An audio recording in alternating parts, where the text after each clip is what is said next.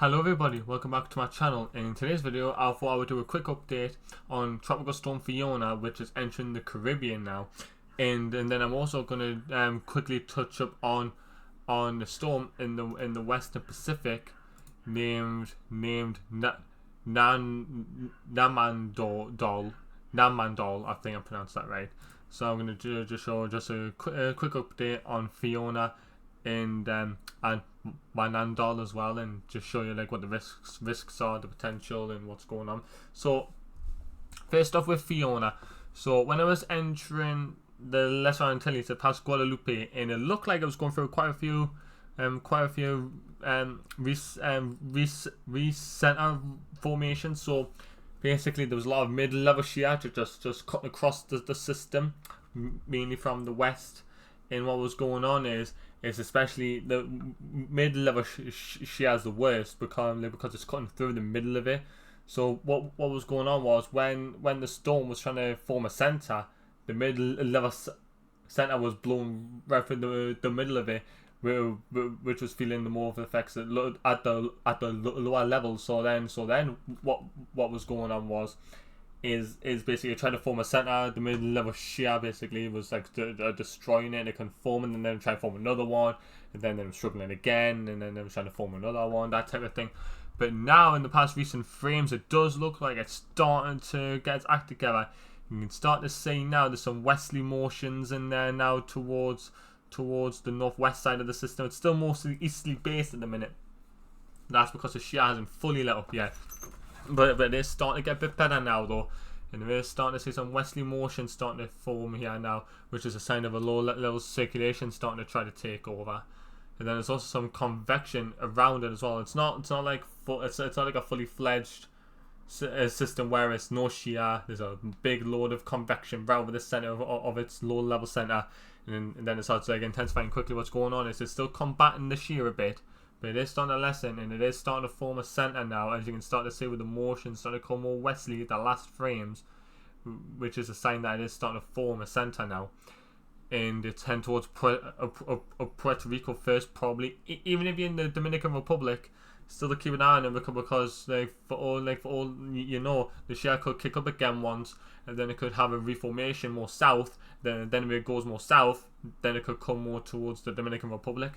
So if you're in Puerto Rico, Dominican Republic, you really need to be prepared now, because you could get a very strong tropical storm to even a low-end hurricane coming through. And even a tropical storm can cause a lot of damage, mudslides, especially on Dominican Republic and Puerto Rico. There's tall mountains, and a lot of rain there can cause mudslides, and that creates a lot of issues and loads of flooding. And even the wind can cause some issues and storm surge. So all that is really, really dangerous. So if you're in anywhere here, in even in the Turks and Caicos and the British Virgin Islands, be prepared for potential storm surge and high winds and quite a lot of rain and flooding. Just be prepared with the generators and some food supplies in case power goes out, or in case there's disruption in the area, and in case you're cut off from say your main shops and you need a bit of supply. So just make sure you have things ready. So that was just a quick look at how it's looking. But now let's go into the modelling. So the GFS, if you go on in time, it does start to intensify quite quickly, which might happen. It might not go as crazy as some of the models are showing, but what I'm expecting is it'll start to intensify at a more appreciable rate as it goes towards Puerto Rico, as the conditions get more favourable as time goes on. And obviously it's starting to get more stacked now. So we could see some more quicker intensification. Maybe not as quick as the models are showing, because it hasn't developed as fast as they were thinking, but it still could become a hurricane. So it makes a direct landfall in Puerto Rico, and then as we go through time towards Monday and Tuesday, it just started to intensify at quite a quick rate. And as we go on into the middle and the end of the week, we're looking at a 946 millibar system, which could be a major hurricane at this stage. So now let's look at the shear. If we look at the shear, it's not perfect. Even when it's Puerto Rico, it's not perfect, but it is much better now though. And then as we go in time, as it gets towards the Bahamas, it starts to become more a little bit more a bit more in line with the system. So it's not really cutting across it as much anymore. It's more going around it. so the shear at this point isn't as bad, and you say at this point of peak it starts to look quite decent. There's no shear at all really, and it's ventilating quite well. It's like circulating around the system, so there's no real shear at this point. And if you look at the ACM quickly, it shows a similar thing and intensifies towards landfall in Puerto Rico, more towards the west of Puerto Rico, and even it makes landfall in Dominican Republic. So this is something you need to keep an eye on. The Dominican Republic isn't even out of it yet, so that's something to keep an eye on. And even in the Bahamas, the southern parts of the Bahamas, please keep an eye on this, because you know, as the ACM is showing a direct landfall on some of the islands in the Bahamas. So even there, you need to keep an eye out.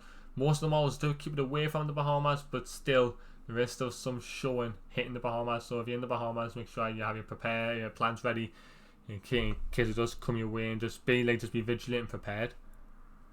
And if we look at I can't exactly remember the name. I'll have to look at it. Hanmadol. So if we look at this system here, it is going through an IO replacement cycle, and like, it's not looking the best anymore. Yesterday it was a super typhoon, and it was really strong, and it looked like really good, but now it's going through an IO replacement cycle. It's looking more ragged, it's not looking as uniform as it was, but I would expect before landfall it might start to look a bit better, and it might finish its IO replacement cycle, and I think it could make a landfall in like some parts of Japan, Kishu, I think that's how you pronounce it, the island Kishu in southern parts of Japan, could get a major hurricane landfall, not hurricane, typhoon landfall, sorry. So yeah, if you're in Kishu and the islands here, and even the likes of Okinawa and other islands like that in Japan, you will get swells from from this at the coastline. So don't think, oh, if it's not going to hit you directly, you're not going to get affected. You will get affected. So if you're not an experienced swimmer, for example, and the swells in the sea and strong currents, and if you go out in it, it could like take you away into the ocean, and again, like, you're not prepared, and you won't be prepared for that. So just be vigilant, even in all the southern Japan islands, Okinawa, all those islands, and southern Japan and Kyushu, where it could probably make landfall at its full strength. So make sure you're all safe, got your plans in place, you just know where to go, you just have food ready, like dry foods and tin foods and flashlights and batteries and all that stuff. So just make sure you're all prepared. Okay guys, I just thought I'd just give a quick update on these two systems. They both could be threats like to land here, so everywhere that I've said, please be careful, and please stay vigilant, because like these could like be a threat, so just be careful. Okay guys, please like and subscribe, and I hope you enjoyed the video and found it informative. I'll do another video tomorrow.